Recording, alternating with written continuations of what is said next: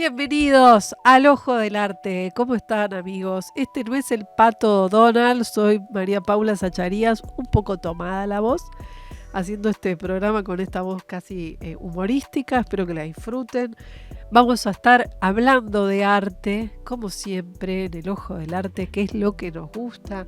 Nos visita un pintor fabuloso que tenemos acá en el atril, Eduardo Zettner, un pintor que disfrutamos muchísimo y que tiene cosas para contar.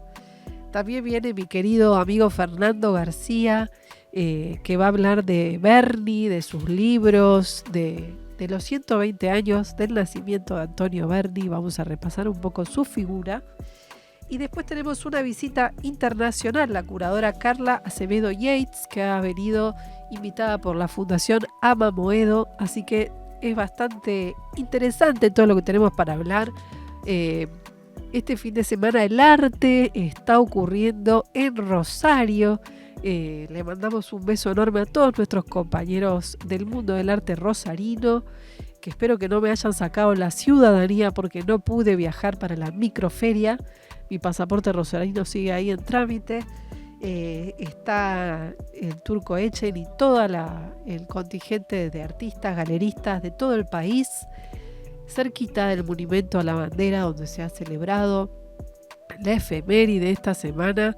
Y hay más ferias, porque ese es el lugar donde uno puede ir y encontrar propuestas de diferentes artistas, diferentes galerías, todas reunidas en un mismo lugar para recorrer en una tarde lo que si tuviéramos que hacerlo geográficamente nos llevaría varios días. Y hay una propuesta muy linda de Verbo Comunicación que está ocurriendo en Buenos Aires, que es una feria especial porque es una feria de arte pequeño formato. Lo ideal para tiempos difíciles o para iniciarse en el coleccionismo con una obra accesible, arte pequeño formato. Está ocurriendo, ahora vamos a ver todos los tipos de dónde queda, dónde está, a qué hora ir. Está en Buenos Aires, acá en el Museo Marc. También queremos recordarles que pueden participar, nos pueden llamar, Abril cierra los ojitos porque ella es quien atiende ese número. El número nuestro es para que nos manden audios, fotos, mensajes de texto al 11 62 10 64 95, nuestra vía de comunicación. Y también recuerden que se pueden bajar la app del Ojo del Arte y participar en los sorteos, que tenemos entradas a elección de cualquier espectáculo del Complejo La Plaza. Así que bájense la app y ahí de paso ya les queda todos los programas del Ojo del Arte en YouTube. Encuentran el link también de Spotify y todas las notas que suben semana a semana los editores de elojodelarte.com. Escuchamos entonces a ver de qué se trata esta feria pequeño formato. Soy Victoria Baeza y junto a Mariela Ivanier de Verbo, a Santiago Arce y a Mariana Gallegos del Santo, llevamos adelante esta iniciativa Arte Pequeño Formato 2025. Es una feria de arte contemporáneo de obras en formatos pequeños y que va a contar con la participación de la artista invitada de honor en pequeño formato, Renata Yuseim. En el área de exhibición ya contamos con más de 10 espacios de arte de todo el país. Van a estar presentes Artify, la principal galería de San Juan, Saya de Córdoba, Casa Galería de Salta, de Corrientes Arteco y de la ciudad de Buenos Aires, Viga, Gallery Labs, Fino 630, Imaginario, 1 sobre 1 Caja de Arte y Balk. También nos van a acompañar las artistas Mariana Jasper y Florencia Dueck. Y como en nuestra propuesta nos interesa también combinar junto con la exhibición lo cultural y gastronómico, es que Oficina de Proyectos va a desarrollar una serie de charlas de arte con arquitectos y artistas. Y por otro lado, la propuesta gastronómica a lo largo de todo el evento la va a llevar adelante el Café Rivarola y la bodega Equilibrio Imperfecto de Andrea Marrone. Y el chef Roberto Tini nos va a acompañar en nuestro evento de inauguración.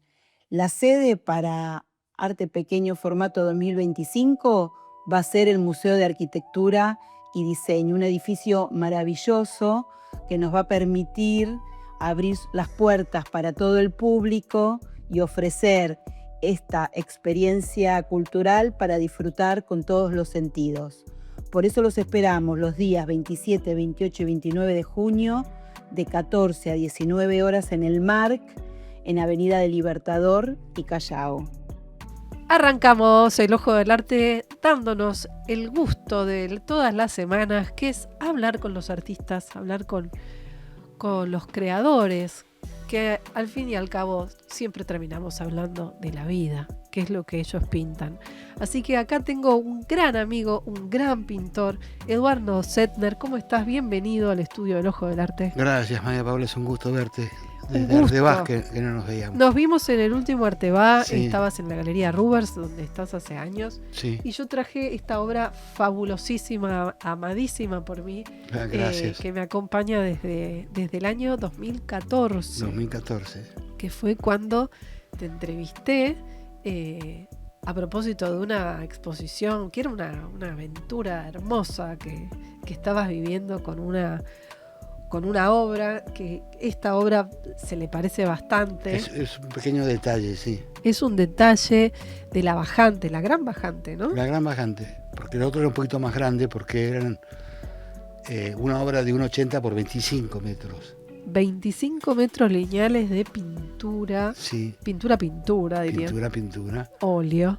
Y se iban uniendo, eran 10 paneles de 1,80 por 2,50, que se iban uniendo por la línea del horizonte y por el cielo que iba transformándose de a poco. Les cuento a los oyentes que nos escuchan desde todo el país por Radio Rivadavia.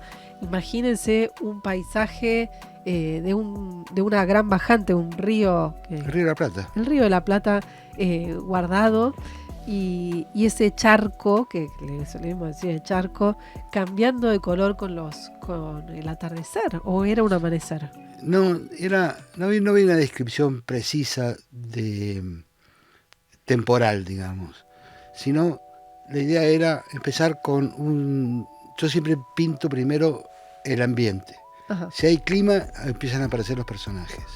Si no hay clima, o el personaje no me gusta, borro, empiezo de nuevo. Entonces trato de hacer un escenario, y lo que era interesante era que no era como una historia que se iba continuando, sino que eran independientes cada cuadro. Vos sacabas el número 3 y valía por sí mismo, Claro. sin necesidad de estar relacionado con el número 8. Claro. Pero todos tenían una coherencia por la línea de horizonte, por el tamaño de los personajes. Nunca superaban los 12 centímetros en un espacio tan enorme. Eso me pareció, caracteriza un poco mi obra de las bajantes. Estas atmósferas. Claro, grandes espacios y el hombre pequeño en esos espacios. Y el suelo y el cielo confundiéndose.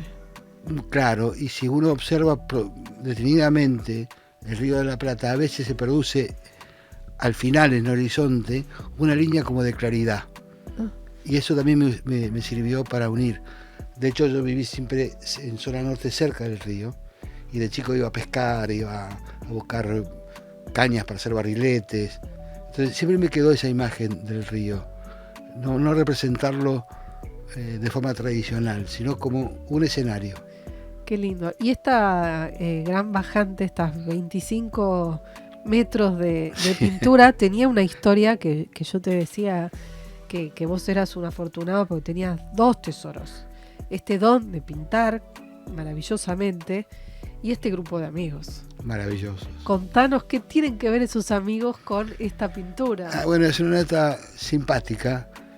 Yo tengo amigos que siguen siendo mis amigos del desde los 13 años. Y nos reuníamos los jueves en la casa de uno de ellos a comer un asado o lo que fuera. Entonces yo le conté este proyecto que tenía, pero no había pintado nada, no tenía ni las telas, era la idea. Y me dijeron, bueno, yo quiero un cuadro, y otro, yo también quiero uno de esos. Eran 12, y dije, no, ya con 25 metros estamos bien. Claro. Entonces, sin haber dado una pincelada y ni tener las telas siquiera, cada uno de ellos se quedó con un cuadro, adquirió un cuadro como coleccionista. Wow. O sea, antes de pintarlos, vendiste los 12 cuadros. Los 10 cuadros. 10 cuadros. Los 10 cuadros. Para tus 10 amigos. Claro, porque ellos quisieron entrar en ese proyecto no solamente no por amistad, sino porque compramos una mesa muy grande ahí en el mercado de las Pulgas, pusimos sillas que tenía cada uno de ellos su nombre en la silla. Como los caballeros del rey Arturo, una cosa claro, así. una cosa así, de la mesa rectangular a la redonda. Claro. Pero ellos venían a ver cuál era el progreso de la obra, porque me llevó un año. Eran tus comisionistas.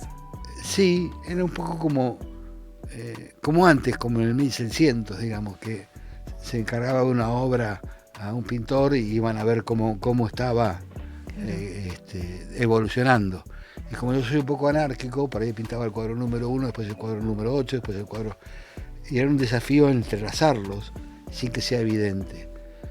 Pero ellos traían a su vez gente, traían arquitectos, amigos, gente que les gustaba el arte, y se transformó en una aventura de un año y alquilamos un taller enorme, muy lindo, tipo Nueva York. Wow. Y entonces era lo que debería ser el arte, ¿no? Un lugar de amistad y de reunión y de aprender y de disfrutar. De hecho, cuando viniste a hacer la nota, hay algunos de ellos que no se ven porque hay una foto, sí, con los cuadros detrás, y los que sostienen los cuadros son ellos. Claro.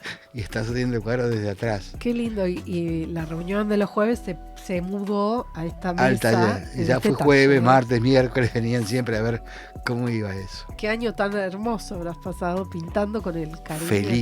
Feliz. Creo que... Y eso lo coronó dos cosas. Una, que me hizo...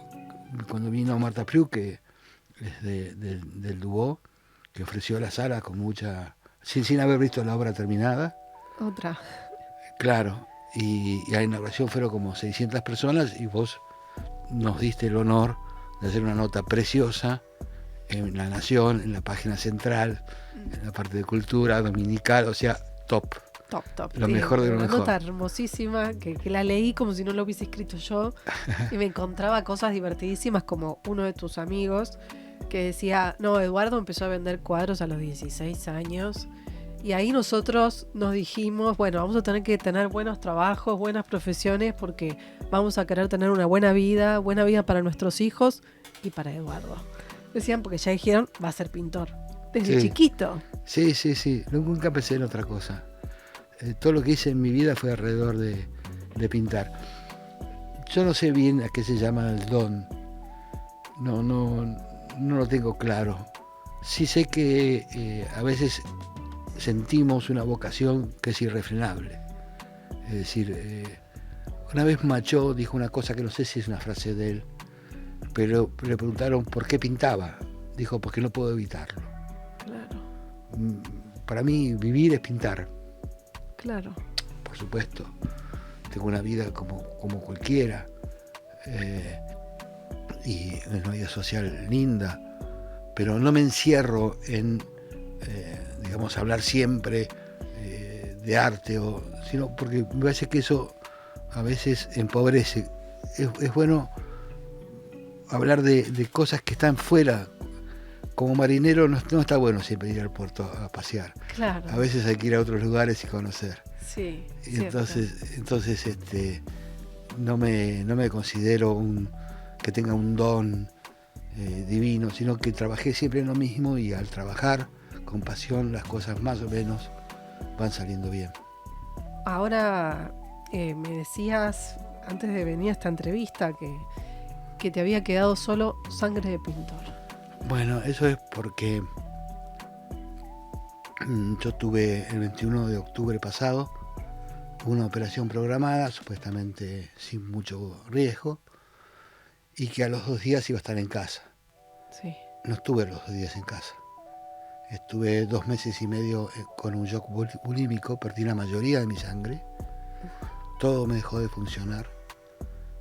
Me despertaron para que firme la autorización para amputarme ambas piernas como forma de salvarme la vida y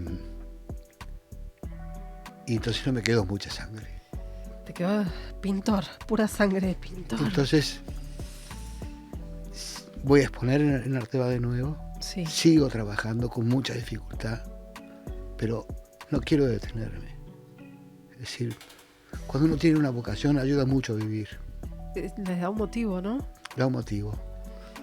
Entonces, para mí, concurrir al taller es poder haber vuelto al taller. Yo no volví a mi casa, por ejemplo. ¿No volviste a tu casa? No, porque yo tenía todo arriba, las habitaciones, los baños, todo arriba. Y en esta condición no puedo estar subiendo y bajando escaleras. Pero sí volví al taller. Mira. Al taller sí. Y entonces creo que las vocaciones son una columna vertebral que te ayuda a estar siempre de pie y seguir caminando. Claro. ¿No? Qué hermoso lo que decís y qué fuerza, ¿no? Ahí veo que tenés algo que estás pintando ahora. ¿Qué estás pintando? Sí, esto no va a ser no es una obra en realidad. ¿Qué es? Pasa que estuve mucho tiempo rehabilitándome en un lugar especial. Ajá. Entonces, de a poquito, recuperando un poco la cabeza, me expresé, pero no es una obra que vaya a poner en Arteba, no es una serie nueva, ahora, lo será más adelante. Pero no la pienso como la ambición de poder exponerla, además es una descarga. Ajá. Y la he hecho un boceto, creo que había tardado 20 segundos en hacerlo, 30. A ver. Y vos ves eso que es tan plácido. Tan hermoso. Estamos viendo Y esto no es muy plácido. este paisaje en bicicleta. Yo no sé si mostrarlo, Wow. es para vos. Wow. La idea, es un poco la idea. No sé si alguna de las cámaras nos toma. No, con que vos lo veas para mí es... Sí, es muy estamos importante. viendo, bueno, un cuadro desgarrador de un hombre Creo que Bacon, en un hospital. Un Bacon al lado mío es tierno, plácido. es naif. Es una cuadro de tu situación, esto, Claro, ¿no? en minutos, porque no tenían las condiciones para hacerlo. Y esto lo hiciste en el hospital. Claro, estaba internado. Entonces, con lo poco que tenía y con lo poco que me quedaba de intelecto todavía. No, qué importante esto, ¿no? Poder seguir pintando en estas condiciones, ¿no? Sí. Estando en esta conmoción, porque realmente vos habrás... Sí, ahí en el ¿En dónde hospital. estabas? ¿Dónde estabas? Estaba en el hospital alemán, después de salir del coma, estuve mucho tiempo internado, y necesitaba hacer algo, Claro, volver a ser vos. aunque sea en un papel, porque si tuviese que escribirlo sería como un grito, Esta Pero pintura sí. lo es. pero si es para pintarlo, es lo que salga en el momento, y son dos mundos totalmente distintos. Sí. Ese es pequeño y es preciso y se ve el rayito de la bicicleta y el uno se horizonte. sentaría a tomar mate en este cuadro. Claro, y acá es cuidado, Uf, nadie está libre de que le pase algo así. ¿qué tenés acá en la cara? Yo estuve entubado mucho tiempo, Ah, no me podía mover, yo no recuerdo casi nada. Tuve sueños muy curiosos. ¿sentías, escuchabas a la Nada, gente? nada, Era como nada. si fue un segundo o si fue Nada. o si fueron Nada. meses, no sabés. Nada, estuve en Rusia, estuve en Alaska, estuve en California. Ah, mira. todo eso soñabas. Soñaba eso. Creo porque a veces me ponían una manta de frío para tratar de contener. Y estaba atado, porque yo no lo recuerdo, pero me movía mucho. Ah, Pero Dios. bueno, creo que como, no sé, cada uno lo vive como puede, pero creo que vuelvo a insistir en esto y me voy a repetir. La esperanza de volver a pintar es lo que me sacó adelante. Cierto. Porque, digo, tengo que seguir. Y sí, Eduardo. Y sí. A seguir. pintando, sos un pintorazo. Y tenemos que celebrar que estás acá con nosotros y que no te quedaste en Alaska. No, es gracioso. No me quedé en Alaska. Perdón, No, pero sí. Lo que me parece que es importante es que estando rodeado de amigos y rodeado de cariño de mis hijos y Estos amigos fabulosos que tenés. sí, de mi compañera de taller, que es una gran artista también. Me prohibió que la mencione, pero igual. Decila. Es Alejandra César y me ayudó en todo. Entonces, mi pintura no va a variar especialmente ahora. ¿Qué estás pintando? Estoy pintando no ya bajantes, sino algo también que dé paz, que dé tranquilidad. Porque me parece que si uno es muy directo y es muy obvio, el arte no debe serlo. El arte debe ser algo indirecto. Es como decir te quiero pero con otras palabras, porque si no, no habría poesía, por ejemplo. Claro. Si no existiera la metáfora, la poesía no existiría. Porque si yo estoy enamorado y le digo a la persona con quien estoy relacionado, te quiero, es una cosa. Pero si lees a Neruda o a Hernández o a Borges, es otra cosa. Claro. Porque la metáfora en la pintura también debe existir. Lo directo me parece que, por obvio, pierde interés para el espectador. Entonces, lo que ocurra dentro de mí, debo tamizarlo y expresarlo de una manera que siga siendo bello. Por ejemplo, yo adoro a Rembrandt, a Vermeer, a la pintura de 1600, a Caravaggio, que no son, la de Caravaggio no es una pintura muy pacífica. No, tal cual, un par de decapitados ahí. Sí, ¿no?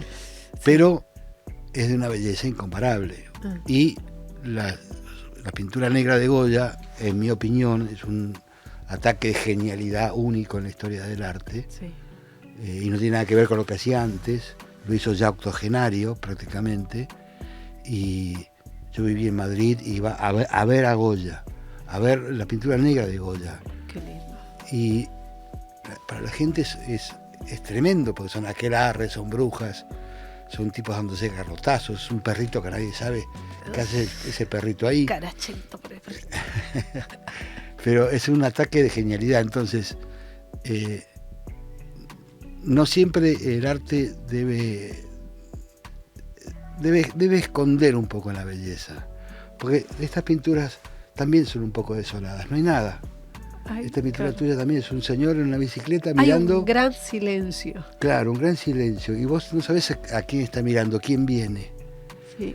Entonces yo describo mucho, creo que pierde gracia, pierde metáfora, pierde poesía. Así que vamos a tener que esperar hasta Arteba para ver tu nueva serie. En Arteba todavía no sé si la voy a presentar porque me va a llevar bastante tiempo. Acordate que cuando pergeñé en la cabeza lo de La Gran Bajante, estuve un año trabajando. Claro. Tengo mucha facilidad para la mancha, mancho muy rápido, pero después soy muy cuidadoso en cómo redondear el cuadro. Claro. Como redondear el cuadro. No soy un pintor de impronto y nada más. Si me interesa retomar el oficio, el viejo oficio. Claro. ¿Y estás con formatos más pequeños ahora en esta nueva condición o estás a lo grande? No, estoy con formatos de 100 por 150. Bien, ¿te apañas? Sí, me apaño. Y vas girando alrededor de la mesa con tu silla. Cuesta mucho y cansa mucho. Creo que es interesante también el hecho de poder ir adaptándose a situaciones distintas, pero sí. Yo creo que el arte prevalece, porque me acuerdo Yuyo Noé, que tenía un terrible problema de brazo y no podía, y siguió pintando hasta su sobre las mesas. Y ahora estoy leyendo la biografía de Antonio Lisboa El Alejaidinho, Ajá. un escultor de Minas Gerais de 1700, Ajá. leproso, Mirá. que terminó esculpiendo madera. Imagínate qué oficio difícil para no Sí. tener brazos. Se ataba los cinceles a los... Bueno, hay fotografías, por ejemplo, de Renoir, que tenía artrosis. Claro, Alonso hizo una serie sobre eso. cierto, lo vi en Colección Fortabat. Y le ataban los pinceles a la mano y seguía pintando. Y claro, si no, ¿qué hacía? El artista no tiene límites. No, nosotros acudimos como la mosca a la luz, qué sé yo, porque no podés evitarlo. No lo puedes evitar. Monet, a quien admiro muchísimo, tuvo cataratas muy serias. Perdió prácticamente la vista. Degas perdió la vista, sí. Absolutamente. Y más cerquita nuestro, Rux, que había sido un acuarelista Extraordinario. finísimo. Extraordinario. En la última parte de su vida, que tenía mucho temblor, Claro. típico de la edad, se pasó al grafito y hacía unos Sí. grafitos fabulosos con una línea Yo temblorosa. fui vecino de él en la Lucila. Mirá, Sí, y estuve varias veces con él. Era un hombre extraordinariamente agradable para hablar, sabía muchísimo de qué pintura. hermoso. Lo que dice Vos tanto. tuviste una relación muy cercana con él. Sí.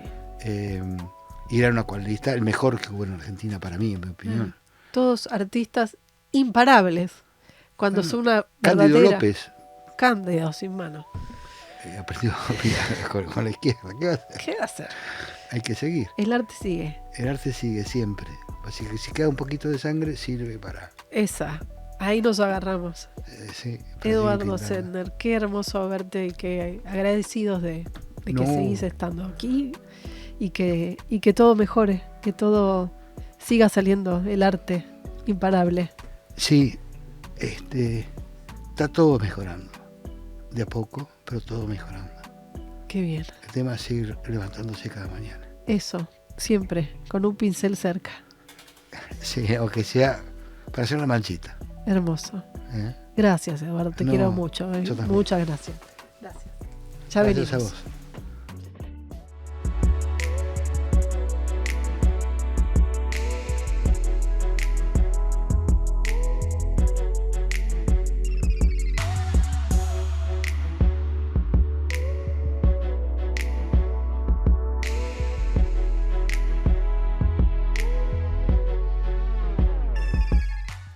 Seguimos hasta la 1 en Radio Rivadavia con El Ojo del Arte y ahora tenemos una visita internacional, la curadora Carla Acevedo Yates, que es puertorriqueña, que hace 6 años está curando exposiciones en el Museo de Chicago y que ha trabajado por todo el mundo, específicamente viene en Argentina con Colección Amalita. Ha dado una charla el martes en Colección Amalita, invitada por la Fundación Ama a Moedo, donde también es jurado. Lo dije bien, Vero Flom me apunta aquí cerquita. ¿Cómo estás, Carla? Bienvenida. Muchas gracias, todo bien. ¿Cómo te trata la Argentina? Ha sido un gran recibimiento, y mucho aprendizaje y contenta de estar de regreso aquí a Buenos Aires. Qué bien. ¿Qué tal estuvo la charla? ¿De qué estuviste hablando con coleccionistas, con curadores, con artistas que se acercaron a la colección Fortabat? Pues mira, es una charla sobre mi trabajo en el Museo de Arte Contemporáneo de Chicago por los pasados 6 años y me enfoqué en 3 proyectos, 3 exhibiciones, una individual y 2 exposiciones colectivas y un poco hablando sobre mi visión, todos los obstáculos, ¿verdad?, a través de todos esos años y todos los logros también que se dieron durante ese proceso que ya concluyó. Acabo de concluir 6 años con el museo y ahora pues embarcando en otra etapa profesional. Que ya pronto se anunciará tu nuevo destino, pero contame, vos siempre sos como una representante, como curadora de América Latina, del Caribe. ¿Cuáles son esos obstáculos? ¿Cuáles son los logros que está haciendo el arte de este rincón del mundo, ¿no? Sí, claro, y de eso hablé un poco en la charla, es como siendo puertorriqueña Y pensando que hay más puertorriqueños fuera de Puerto Rico que en Puerto Rico, hay 3.2 millones en la isla y hay 5.8 fuera de la isla. Mira. Entonces hay una gran diáspora puertorriqueña y, como sabes, una población latina muy numerosa en Estados Unidos. Entonces parte de mi trabajo fue realmente cómo incluir artistas latinos, latinoamericanos y caribeños dentro del programa de la institución, que muchas veces no fueron prioridad dentro de la programación, entendiendo que ya casi el 30% de la población de Chicago es latina. Entonces hubo realmente un análisis de mi parte, no solamente de la ciudad de Chicago, de la composición demográfica, pero también de la historia del museo, y buscando esas afinidades para poder desarrollar un proyecto curatorial a largo plazo que pudiese incluir artistas latinos, latinoamericanos y caribeños, no solamente en las exhibiciones, sino también en la colección. Entonces fue un trabajo en colectivo, como yo siempre digo, no se hace con una sola persona, ¿verdad? Muchos aliados dentro del museo de diferentes departamentos, pero también fundaciones que han apoyado el trabajo desde fuera. Claro. ¿Y cómo está esta gran concepto, ¿no? América Latina y el Caribe? El arte es diversísimo, ¿no? Y entonces es como hablar de arte asiático. Bueno, hay muchos matices. Claro. Incluso dentro de lo que es este concepto hay países que están mejor posicionados, ¿no? Como artistas de México, artistas de Brasil, que parece que al lado de los de Puerto Rico o de Argentina tienen menos espacio. ¿Cómo analizas este fenómeno? Claro, yo pienso que es siempre importante no caer en categorías que puedan reducir estas prácticas artísticas a estereotipos, ¿no? Y yo creo que dentro del Caribe hay muchos estereotipos de lo que puede ser la iconografía caribeña, ¿no? Puede ser la palmera, la playa, imágenes de ocio, etcétera, pero parte del trabajo es romper esos estereotipos y esas barreras y poder educar al público general sobre la diversidad de prácticas artísticas de diferentes partes de la región, ¿no? De una región que es muy compleja, que comprende diferentes olas migratorias también. Y pues enseñar esa diversidad que no realmente comprende una estética sola o reducida. Claro, porque el mundo está queriendo consumir arte latinoamericano, pero ¿qué es lo que el mundo entiende por eso? Pues mira, entienden muchas cosas. Yo pienso que depende también de la ciudad. Estados Unidos es un país bastante grande, entonces están pues las ciudades como Nueva York y Los Ángeles, que tienen ciertas poblaciones y ciertas ideas de lo que significa el arte, ya sea mexicano-americano, puertorriqueño-americano, pero creo que es una manera de poquito a poco, ¿no? En cada institución mostrar la riqueza cultural, la innovación y también la diversidad de esas prácticas artísticas y no caer, ¿verdad?, en estas categorías de arte latino o arte caribeño o arte puertorriqueño, que ya sabemos que estos marcos nacionales no son suficientes para poder describir o enmarcar unas prácticas tan complejas. Claro. Algo así fue lo que hicieron con Sara Herman en Arco 2024. ¿Cuál fue el logro de esta feria? Mira, me alegra mucho que lo menciones porque fue una experiencia maravillosa, no solamente porque tuve la oportunidad de trabajar con Sara, que es una gran amiga, gran curadora dominicana, que usualmente en el museo no tenía muchas oportunidades para trabajar en colaboración, que es algo que yo realmente valoro mucho.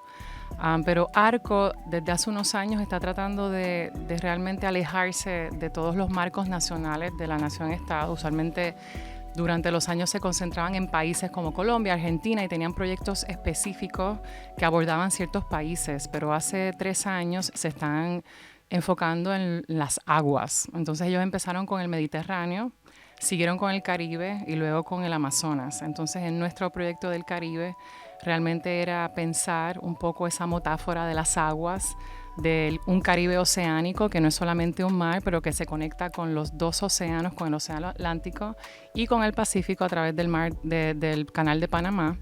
Y pensar en una región compleja que no es solamente una geografía, sino que es un espacio cultural. Entonces se incluían muchos artistas de la región, de lo que se llama el Caribe insular, de las islas del Caribe, pero también del Caribe continental y de las diásporas. Entonces ese ha sido realmente un enfoque mío desde hace muchos años, de realmente trabajar esa complejidad de lo que es el Caribe a través de las aguas. Qué lindo. Hablaba con José Roca hace poco que hablaba de que las aguas, ¿no? Los ríos también podían ser considerados sujeto de derecho, sujeto artístico, o sea, el arte posthumano.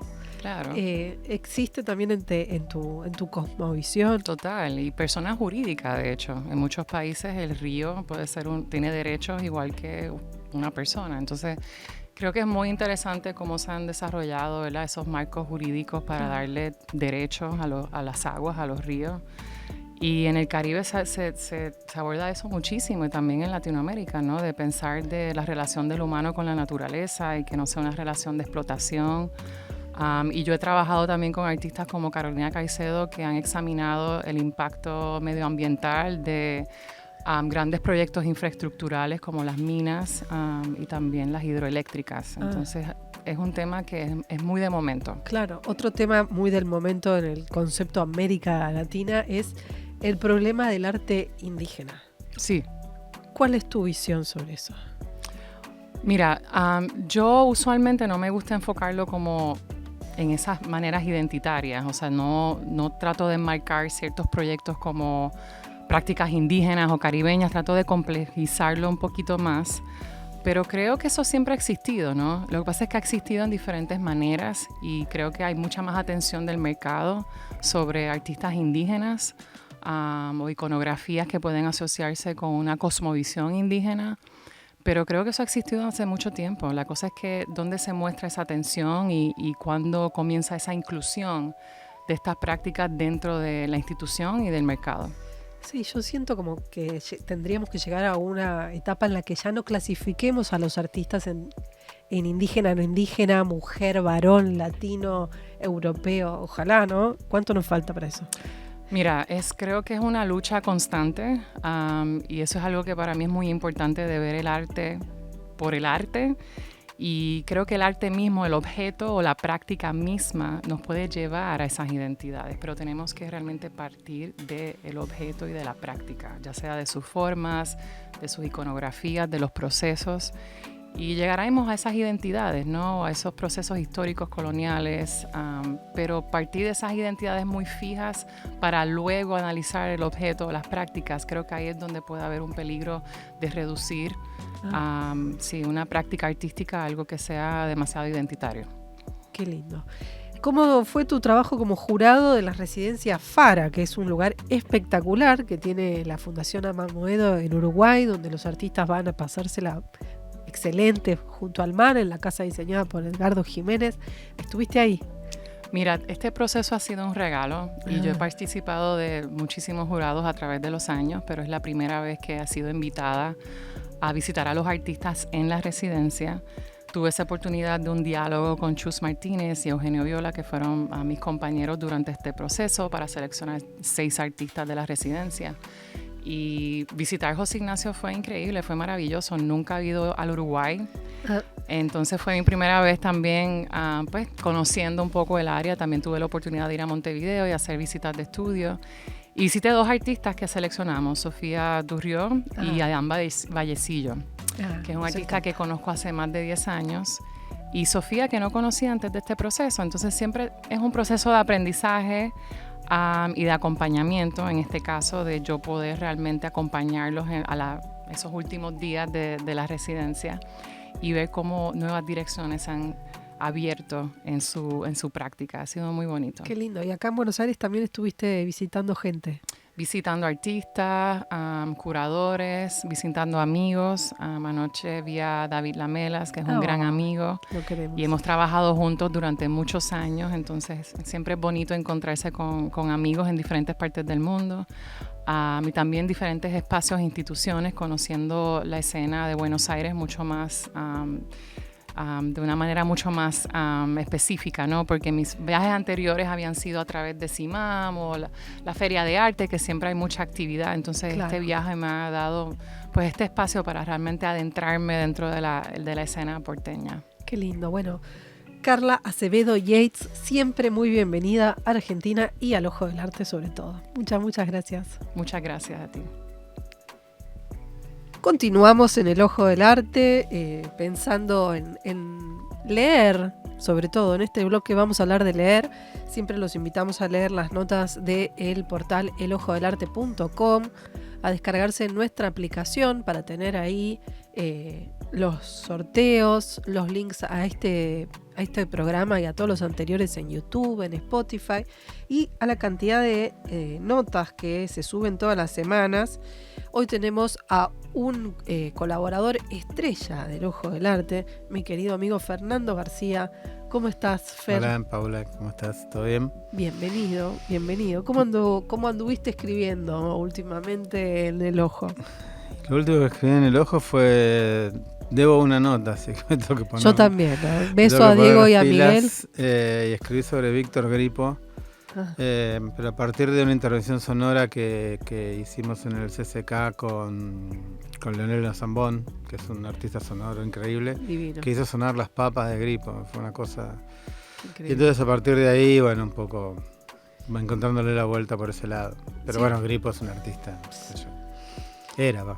Recomiendo mucho las notas de Fernando porque siempre son una joyita de autor. Siempre hay un toque muy personal, muy musical en todo lo que escribís. Ujú. Gracias. Y estamos aquí reunidos para celebrar Yes. los 20 años de uno de los libros más hermosos que leí, Los Ojos, Vida y Pasión de Antonio Berni. La Ajá. única biografía que acá la tenemos en la mesa, ese es mi ejemplar, está todo subrayado, Primera edición tenés, muy bien. por supuesto. Ujú. Por ese libro nos conocimos, yo te fui a saludar porque estaba muy contenta de haber leído este libro y después estuvimos 4 años de matrimonio radial Ah, en sí. Radio Cultura, gracias a nuestro encuentro. Fue por Los Ojos. Mm. Y este libro está cumpliendo 20 años. 20 años, sí. Salió en mayo de 2005 y se presentó en el Malva en mayo, no recuerdo la fecha, de mayo o junio de 2005. Y es increíble. Se sigue leyendo. 20 años me parece un delirio. Eras muy joven. Sí. ¿Y sí, cómo fue que sí. se te ocurrió esta tarea titánica de reconstruir la vida de uno de los más grandes artistas argentinos? Y mirá, el otro día recibí, cuando comentaba, bueno, esto de los 20 años, les escribí a algunos de los más allegados a Berni, a la familia sobre todo, ¿no? Y Inés, que es la nuera, sería la nuera la de Berni, Sí. algo que me dejó medio como... Me dijo como que de algún modo Berni había elegido que lo hiciera yo, porque antes habían habido muchos que casi hacen la biografía, pero en todos los casos había muchos intereses en juego y siempre tratando de sacarle tajada a Lili. En cambio yo lo hice, lo único que hice fue un anticipo de Planeta, no tuve ninguna otra cosa, o sea, y convencer, ¿no?, a la editorial en ese momento que no estaba muy segura, porque viste que es difícil. Vida Los de artistas artista. plásticos en Argentina es difícil. Y bueno, pero Berni me pasó por encima, digamos. Fue 2 o 3 años febriles de no saber nada, saber todo. O sea, como... ¿Por No es qué? que estuve, no voy a decir que ahora sí estuve 20 años, más de 20 años, casi 25 años llevo, porque viste que en La Nación generalmente las noticias de Berni las doy Sos el yo, encargado claro. vos. Nadie escribe de Berni en el No, medio, no, es por Fernando, favor, no por se les favor. ocurra porque van a sufrir represalias. Ay, ay, ay. Pero bueno, en ese momento no. Cuando salió el libro empecé a trabajar en 2002 y el libro salió en 2005, o sea que Mucho y en el tiempo. medio, sí. Y el libro no es una cosa de esos libros de archivo que uno ve recorte y pegue de citas de otros libros. No. Acá es pura investigación propia, personal, Tom Wolfesca, diríamos. No, por supuesto que hay respeto por otros investigadores, algunos los he entrevistado, inclusive el caso Sí. de Marcelo Pacheco, Claro. qué sé yo. Uno no puede tampoco pensar que es el primero que... No, Pero, más pero estando Berni ya muerto. claro, pero en el sentido de rearmar su vida, sí, porque las entrevistas son todas de primera mano, casi que no recurrí a otras que ya estaban, porque no me gusta, porque me parece que siempre te pueden decir algo distinto, y son más de 80 entrevistas. Claro, Y- hay cosas muy particulares que nunca se habían dicho, No. nunca se habían hablado, que salen No. a la luz con esto, por ejemplo, el último cuadro. Contanos un poquito. Claro, de eso. el último cuadro en realidad es el comienzo de la historia. Empecé digamos, la precuela del libro, es una nota larga de Gato Pardo sobre Lili, como la historia de una heredera, les interesaba ese foco. Y entonces entre las entrevistas que ellos pedían explícitamente, varias entrevistas accesorias, ¿no? Entonces, una fue, me recomendaron que hablara con Graciela Molinelli, que había sido su abogada, y bueno, cuando la voy a ver y me cuenta la historia de que ella era la modelo del cuadro inconcluso ese que está en la playa, ¿no? Que algunos asocian con los vuelos de la muerte, pero que en realidad yo no creo que tenga mucho que ver. Y me cuenta esa historia, yo salí de la casa diciendo, bueno, acá tengo un libro. Y así fue, así empezó con eso el libro, con el final. O sea. Que uno se mete en ese taller de ventanas abiertas y esta mujer posando para él. Claro. Vos es como que nos metes en la vida en acción de Bernie y en su completa intimidad. Sí, en todo lo que se pudo. Hay cosas que quedaron afuera, pero bueno. No, y también el tema de cómo murió, que se sigue repitiendo. Porque también pasa eso, ¿no? Cuando yo era un outsider absoluto del mundo del arte cuando escribí este libro, y creo que no puedo decir, porque ahora estoy en el Museo de Arte Moderno, si dijera eso sería un poco cínico, pero creo que todavía desde algún punto hay gente que no considera esta investigación y se sigue aferrando a cosas que ya estaban dichas antes o las repite porque sí, y cuentan mal la historia de su muerte, ¿no? Entonces, ¿cómo fue? Bueno, es un caso al borde de la mala praxis, es una endoscopía hecha sobre un cuerpo que estaba muy lastimado y que le provocó lo que lo llevó a la muerte, y no que se tragó un hueso de pollo y todo ese invento que fue, digamos, el parte médico para salir un poco de la situación, ¿no? Claro. Que lo recoge Crónica primero, pero Crónica lo recoge como nada. El tema es que después no se cambia, y una vez que está publicado el libro y nadie lo desmiente, digo, entonces, además reconocido por sus hijos. Claro. O sea, entonces, digo, sí, son fuentes. Read the book, como decía Le Bon. No me acuerdo cómo era. Muy bueno. Y bueno, estuviste en Rosario porque se cumplieron también los 120 años del nacimiento de Bernie. Claro. ¿Cuál sigue siendo la importancia de este artista? Y es, qué sé yo, es fundamental. Me parece que Bernie, además de que dejó como interpretó como ninguno el ADN visual de argentino, que es muy particular, ¿no? Porque no es como el mexicano, no es como el brasileño, tiene esa cosa europea en el medio que hay que terminar de resolver. Bueno, él la trabaja mucho. Y después que siempre cada aparición de Bernie es en presente, ¿no? Cuando aparece, se muestra un cuadro por ahí que no se había mostrado, bueno, hay algo en las noticias o en la historia del presente que resuena con eso. Cuando Mondongo vuelve a hacer manifestaciones, un año que empieza y con manifestaciones y que sigue con manifestaciones. Estamos como el tema del día siempre. Bueno, es el tema del día, sí. Entonces, es así, no pasa con muchos otros artistas. Y no es que solo eso lo hace, porque si no uno diría, bueno, pintó sobre cosas sociales. Yo trato a veces no de correrlo, porque pero que también no es eso solo, sino es cómo lo pintó. Claro, qué revolución y plástica. No, bueno, después es un monstruo que se va alimentando de las nuevas generaciones y es el único que en los 60 está cerca de la generación de Itela y que termina pintando como iban a pintar Pablo Suárez, Marcia Schwartz, Marrone. Es increíble. Como que se adelanta décadas, sí, ¿no? o está al mismo tiempo, claro. Hablando del Ditela, el otro libro fundamental de Fernando García, quien nos acompaña en esta mesa, es el Ditela, Historia íntima de un fenómeno cultural. Y esa es otra. Viniste con mucho peso, Paula. Viste, muy en auto, por suerte. Pero es una obra fundamental. Otra obra fundamental de la historia del arte es este aporte que sacó Paidós hace 1 o 2 años, ¿no? Sí, 2022. Sí. ¿Cuántas entrevistas hiciste para Y esto? también, más o menos, 80 por ahí, sí. Un poco y menos, revolver archivos y contar. Bueno, eso sí, eso más que nada. 1 año y medio de archivo en la Universidad de Itela, que si no era por la pandemia no dejaba de ir. Claro. Acá también, sobre todo en la Fundación Espigas, Para Bernie. con material, claro, con Bernie, que se complicaba porque había mucho material que era lo previo a los años 60, no se podía sacar fotocopia, entonces había que...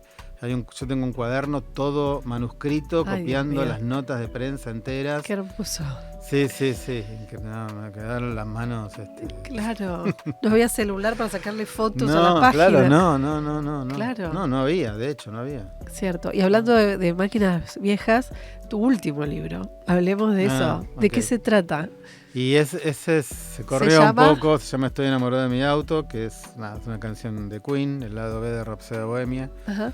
Y es una memoria de mi viejo que murió en 2019, en la relación que teníamos con los autos, que era más o menos el lenguaje común.